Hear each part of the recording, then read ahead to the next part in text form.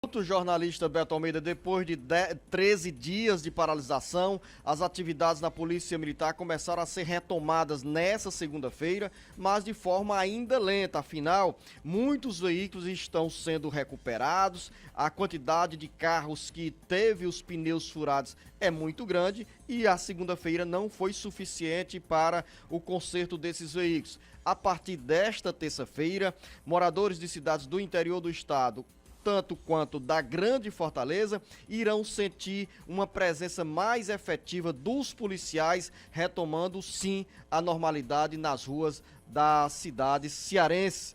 Depois dessa greve, o que a população mais deseja é que nós tenhamos a segurança funcionando com normalidade e não tenhamos tantos casos de violência como foram registrados no mês de fevereiro. Beto Almeida, a análise política com credibilidade e isenção. É de se esperar, Luziano, que essa retomada dos trabalhos, né, de atuação dos policiais militares ainda se dê de forma lenta. Até porque a gente não pode esquecer que foram 13 dias de greve, de motim, que afetou o funcionamento e o dia a dia da corporação. E olha, para você ter ideia, Luziano, somente ontem à tarde, teve o relaxamento da prisão daqueles 47 policiais militares que foram detidos durante o motim, né? Sendo que desses aí, Luziano, ainda tem 3 que continuam presos, né?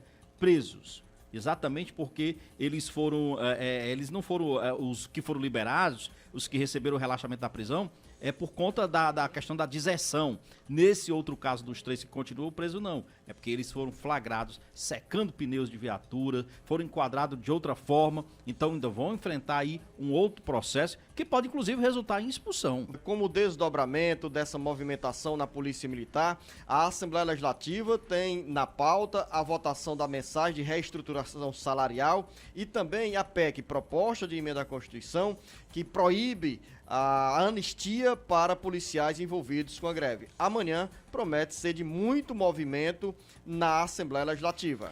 Exatamente isso. Inclusive, dizendo essa questão ainda dos policiais, primeiro, para a gente concluir esse assunto, eu acho dizer o seguinte, que o governador Camilo Santana, que fez essa coletiva ontem, fazendo a análise do movimento, eu acho que o governador Camilo sai dessa história toda, Luziano, com a sua autoridade, né, de governador mantida, intacta e eu acho que até reconhecida pelo cearense.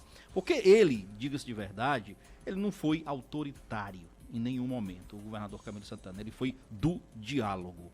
Então a gente não pode confundir autoritarismo com autoridade. A autoridade dele como governador tem que ser preservada. E foi exercida. E foi exercida, exatamente. Ele soube exercer a autoridade dele enquanto governador. E é isso que eu acho que todos os cearenses esperam, que tenha um governador que saiba exercer, dentro dos limites da lei, a sua autoridade. Mesmo em determinados momentos, jornalista Beto Almeida, do ambiente exigindo emoção, o governador Camilo Santana manteve a postura do diálogo e do equilíbrio para conduzir o estado do Ceará em uma travessia tão crítica que foi essa dos 13 dias da greve na Polícia Militar. Sem dúvida. Aí a gente passa agora, voltando para essa questão, que ela continua, porque tem hoje, como você bem disse, uma manhã que promete ser movimentada na Assembleia Legislativa, porque tem a votação, além da proposta de reajuste e de reestruturação das carreiras policiais, tem também a questão da PEC, que é a proposta de emenda à Constituição, que veda a anistia a militares envolvidos em movimentos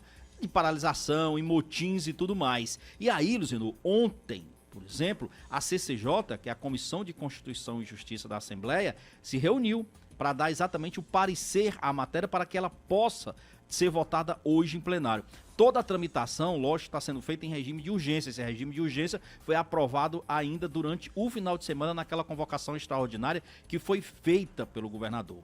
A matéria na CCJ recebeu um parecer contrário, que é do delegado Cavalcante. Delegado Cavalcante, que substituiu o outro, seu companheiro do PSL, o André Fernandes, na comissão, que não compareceu, e ele alegou, por exemplo, no entendimento dele, delegado Cavalcante, a matéria é inconstitucional, porque esta prerrogativa é do Congresso Nacional e não aqui da Assembleia Legislativa. Logicamente que o delegado Cavalcante foi voto vencido na CCJ e, logicamente, deverá ser voto vencido aqui no plenário da Assembleia Legislativa. Essa PEC, por sinal, Luciano, ela, inclusive, ela vem mais carregada ainda, quer dizer, está mais severa, mais restritiva ainda do que a própria mensagem enviada pelo Camilo Santana, pelo governador. Por quê? Porque tem duas emendas, uma do filho do Eto Landim, o Guilherme Landim, o deputado Guilherme Landim, e outra do Queiroz, que tornam ainda mais, digamos assim, restritivas a possibilidade de motins, de greve futuras de policiais. Assim, de greves no futuro, né? Porque exatamente. os policiais envolvidos com essa paralisação não serão atingidos, enquadrados pelo texto da emenda constitucional que está sendo discutido na Assembleia Legislativa.